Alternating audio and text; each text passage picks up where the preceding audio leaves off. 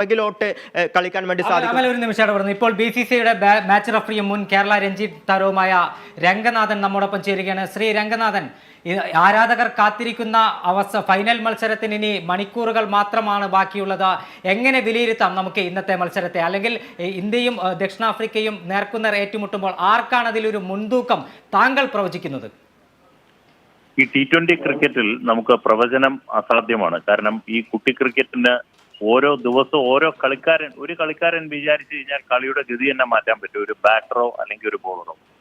ഇപ്പൊ എല്ലാവരും 140 കോടി ജനങ്ങളും ഉറ്റുനോക്കുന്നത് 2007 മഹേന്ദ്ര സിംഗ് ധോണിയുടെ നേതൃത്വത്തിൽ നേടിയ ലോകകപ്പ് തിരിച്ച് രോഹിത് ശർമ്മ എന്നുള്ള ക്യാപ്റ്റൻ അത് ഇന്ത്യയിലോട്ട് മടക്കി കൊണ്ടുവരുവോ, അത് മാത്രമല്ല ഈ മത്സരത്തിന് ശേഷം വിരമിക്കുന്ന പരിശീലകനായിട്ടുള്ള രാഹുൽ ദ്രാവിഡിന് ഒരു സമ്മാനമായിട്ട് ഇന്ത്യൻ ടീം നൽകാനായിട്ട് സാധിക്കുമോ? അത് മാത്രമല്ല ഇന്നത്തെ മത്സരത്തിന്റെ ഒരു പ്രത്യേകത, ഇരു ടീമുകളെ നോക്കുകയാണെങ്കിൽ ബോളിംഗിൽ സൗത്ത് ആഫ്രിക്ക മുന്നിലാണെങ്കിൽ ബാറ്റിങ്ങിന്റെ കാര്യത്തിൽ ഇന്ത്യൻ ബാറ്റർമാർ വളരെയേറെ മുന്നിലാണ്. അപ്പൊ അതുകൊണ്ട് ബോളർമാരെ ഇപ്പോൾ ഒരുങ്ങുന്ന പ്രത്യേകിച്ച് സൗത്ത് ആഫ്രിക്കയുടെ പേസ് അറ്റാക്ക്, റബാഡ അല്ലെങ്കിൽ ജാൻസൺ, കൂടാതെ നോർഷെ, ഇതടങ്ങുന്ന ലോകോത്തര ഫാസ്റ്റ് ബോളർമാരും കൂടാതെ ഷംഷി എന്നുള്ള സ്പിന്നർ, ഇവരുടെ പ്രകടനം ഏറെ നിർണായകമാണ്. മറുവശത്ത് നോക്കുകയാണെങ്കിൽ നമുക്കിനി എന്നും വിശ്വസിക്കാവുന്ന അല്ലെങ്കിൽ ഇന്ത്യയുടെ ഒരു റൺ മെഷീൻ ആയിരുന്ന വിരാട് കോഹ്ലിയും കൂടെ ഇന്ന് ഫോമിലോട്ട് വരികയാണെങ്കിൽ രോഹിത് ശർമ്മ, വിരാട് കോഹ്ലി, ഋഷഭ് പന്ത് അടങ്ങുന്ന ശക്തരായിട്ടുള്ള ബാറ്റിംഗ് നിര. അപ്പൊ നല്ലൊരു ടോട്ടൽ ഇന്ത്യക്ക് പടുത്തുയർത്താൻ സാധിച്ചു കഴിഞ്ഞാൽ ബോളിംഗിലും ഇന്ത്യ വളരെയേറെ മുന്നിലാണ്. ഹർഷദീപ് സിംഗ് കൂടാതെ ബുംറ ആയാലും ഇന്ത്യയുടെ 3 സ്പിന്നേഴ്സ്, ലെഫ്റ്റ് ആം സ്പിന്നേഴ്സ് എല്ലാ രീതിയിലും വളരെ കൺസിസ്റ്റന്റ് ആയിട്ട് പെർഫോം ചെയ്യുന്ന ഒരു ഇന്ത്യക്കെതിരെയാണ് സൗത്ത് ആഫ്രിക്ക കളിക്കുക. ഒരിക്കലും ഈ ക്രിക്കറ്റിൽ ആര് വിജയിക്കും തോൽക്കും, എന്തായാലും നല്ലൊരു ഫൈനൽസ് നമ്മൾ പ്രതീക്ഷിക്കുന്നു. ഇന്ത്യ കപ്പ് നേടി തീർച്ചയായിട്ടും 2007 എന്താണോ സംഭവിച്ചത് അത് തന്നെ ആവർത്തിക്കാനാണ് സാധ്യത. ശ്രീ രംഗനാഥൻ, 2007 താങ്കൾ സൂചിപ്പിച്ചതുപോലെ തന്നെ അന്ന് ഇന്ത്യ ആദ്യ T20 ലോകകപ്പിൽ കിരീടം നേടുമ്പോൾ അന്ന് ഇന്ത്യൻ ടീമിൽ ഒരു മലയാളി ഉണ്ടായിരുന്നു, S ശ്രീശാന്ത്. അവസാനം അദ്ദേഹം എടുത്ത ക്യാച്ച് നമ്മളുടെ എല്ലാം ഓർമ്മയിലുണ്ടാകും. സമാനമായി ഇന്നും ഇന്ത്യൻ നിരയിൽ ഒരു മലയാളിയുണ്ട്, സഞ്ജു സാംസൺ. പക്ഷേ അദ്ദേഹത്തിന് ഇതുവരെ അവസരം ലഭിച്ചിട്ടില്ല. ഇന്ന് ഫോമിലില്ലാത്ത ശിവൻ ദുബയെ മാറ്റി ഏതെങ്കിലും തരത്തിൽ സഞ്ജുവിനോ അല്ലെങ്കിൽ ജയ്സ്വാളിനോ അവസരം നൽകിയേക്കുമോ, അല്ലെങ്കിൽ വിന്നിംഗ് 11 തന്നെ നിലനിർത്താനുള്ള ഒരു സാധ്യതയാണോ കാണുന്നത്?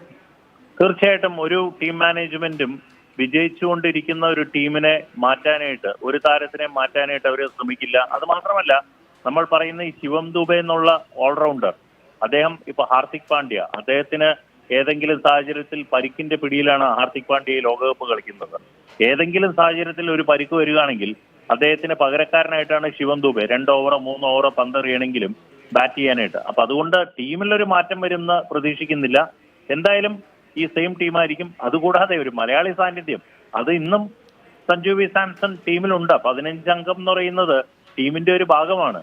അപ്പൊ ലോകകപ്പ് നേടുകയാണെങ്കിൽ ഒരു മലയാളി സാന്നിധ്യം ഉണ്ടെന്ന് വീണ്ടും നമുക്ക് പറയേണ്ടിയിരിക്കും.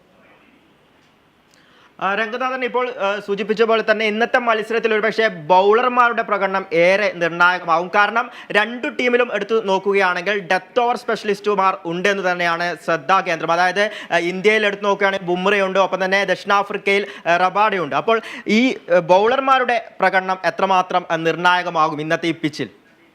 ഈ ലോകകപ്പ് മൊത്തം നമ്മൾ വിലയിരുത്തുകയാണെങ്കിൽ ബൗളർമാരുടെ ഒരു ലോകകപ്പായിട്ടാണ് മാറിയിരിക്കുന്നത്. പക്ഷെ ഇന്നത്തെ മത്സരത്തിൽ ഇരു ടീമുകളിലും ബോളിംഗ് വെച്ച് നോക്കുകയാണെങ്കിൽ സൗത്ത് ആഫ്രിക്കയുടെ ബോളേഴ്സാണ് മുൻതൂക്കം. കാരണം അവരുടെ ലോകോത്തര ബോളർമാരാണ് ഫാസ്റ്റ് ബോളിംഗ് മികവിൽ മുന്നിൽ നിൽക്കുന്ന വളരെ എക്സ്പീരിയൻസ്ഡ് ആയിട്ടുള്ള റബാഡ നയിക്കുന്ന ടീം. മറുവശത്ത് ഒരിക്കലും നമുക്ക് അത്ര ഒരു ബോളിംഗ് ബുംറ ഒഴിച്ചു കഴിഞ്ഞാൽ അക്ഷർദീപും കൂടാതെ ഹാർദിക് പാണ്ഡ്യ അവരെല്ലാം അത്ര വലിയൊരു എക്സ്പീരിയൻസ് ഉള്ള ഒരു ബോളർമാരായിട്ട് നമുക്ക് പറയാൻ സാധിക്കില്ല. റബാഡ ആയാലും അല്ലെങ്കിൽ ജാൻസൺ ആയാലും അല്ലെങ്കിൽ നോർഷെ ആയാലും ഇവരെല്ലാം തന്നെ ഉജ്ജ്വല ഫോമിൽ പന്തെറിയുന്ന ബോളർമാരാണ്.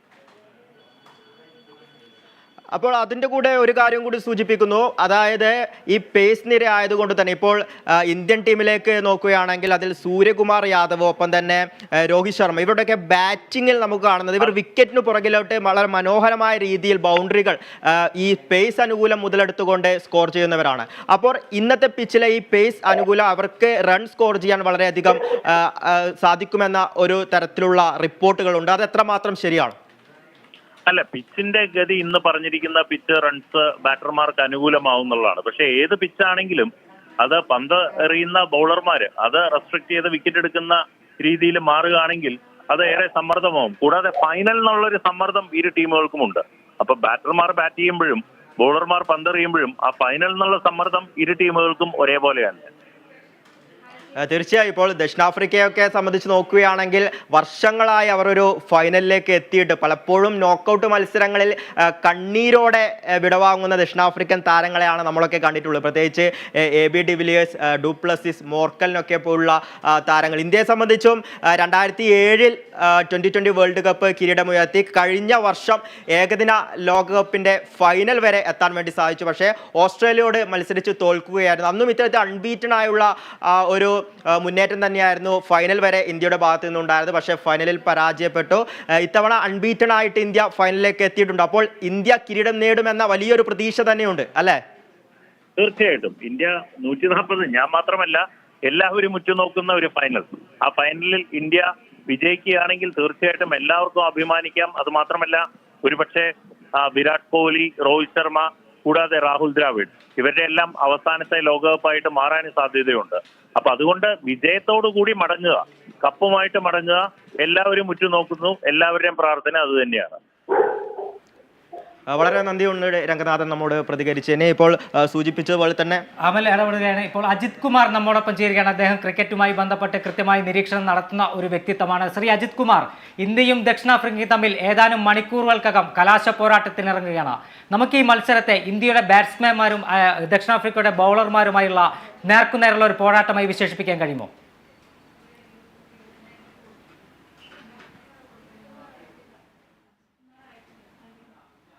നമുക്ക് അജിത് കുമാറിലേക്ക് തിരിച്ചു വരാം.